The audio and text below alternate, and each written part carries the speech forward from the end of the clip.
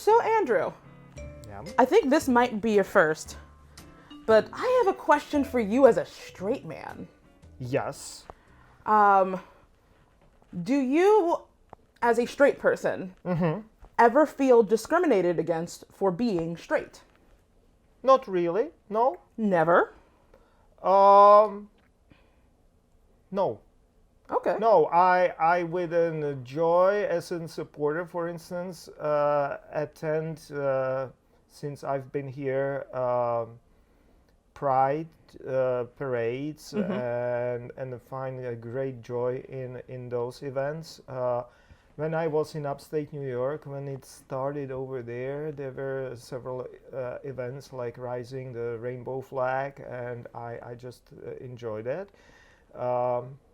Generally, no, because I'm not perplexed with my orientation or whatever, and therefore I don't have I'm supportive of those who are minorities and who had been persecuted, and partly because of my other history of being a minority Protestant from predominantly secular or Roman Catholic country. I know how it is to be a minority, and I think that minorities need to be cherished and supported and loved, and with the ideals of democracy, for instance, which I embrace, but I think that there are limits to it, because very often democracy is being presented as majority rules, Right. which is good until it is not. Yeah. And that's especially in the area where we are dealing with, or where we are confronted, or where we meet with minorities. Yeah. And I think in that moment, minorities need to be protected. And that's where I stand. And I know, not even just talking about LGBTQ stuff, but even with like racial stuff, the United States especially has a history of the government trying to put things forth at a rate that is faster than general popular opinion a lot of the time. So I know like things like integrating schools and trying to sort of desegregate areas that was met with a lot of resistance, and yet we had politicians trying to push that forward anyway because it was the right thing to do, even if the majority wasn't ready for it yet. And I know with LGBTQ issues, it's a little bit different depending on the issue, because there are some things that have taken a really long time, but while they've gotten approval across the country, but also there've been a lot of strides, even before there was a simple majority of the country in favor of something like same-sex marriage, for example, or having LGBT people in the military. But I want to go back to something you said before, and it can be a simple yes or no. So it's great that you go to all of these, you go to support all of these different events, pride celebrations, putting up flags, things like that. Do you ever feel left out? No. No. Not at all. I actually actively participate in them because I find shared common humanity in it, and therefore and I embrace minorities. I think that's. And for me, let me be absolutely honest, I think that I often do that in respect of social justice and in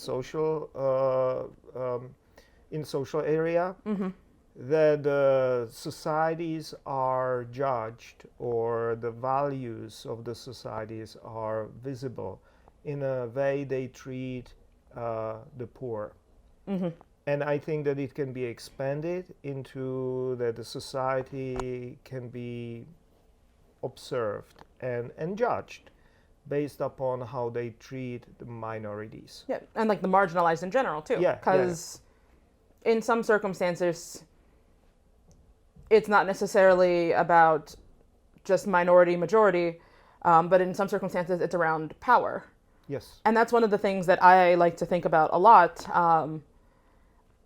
because I'm out and proud bisexual. I came out when I was maybe about 20, 21 years old, and I love being who I am. I love being able to celebrate that.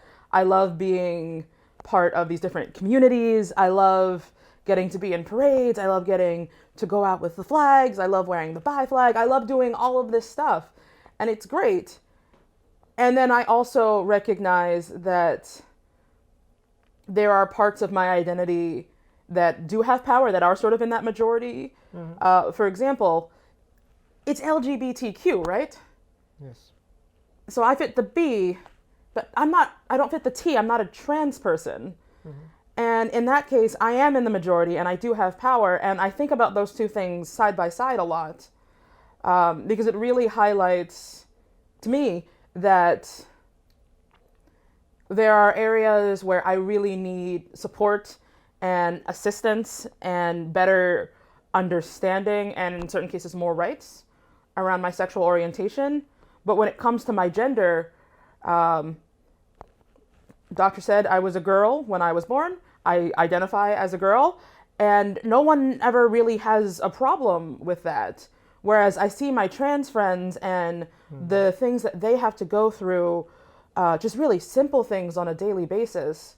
I travel a lot, and I never have to worry about my license and the picture and the gender marker on it matching what I look like when I get on an airplane.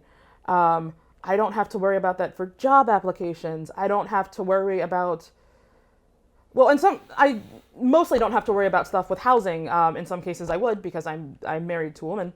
But my housing discrimination even then would look differently than a trans person's. And I can walk down the street and people don't make assumptions about the legality of my profession. I know it is really often for trans people, particularly trans people of color, to just be walking down the street as themselves and to get harassed by cops as if they're doing something illegal.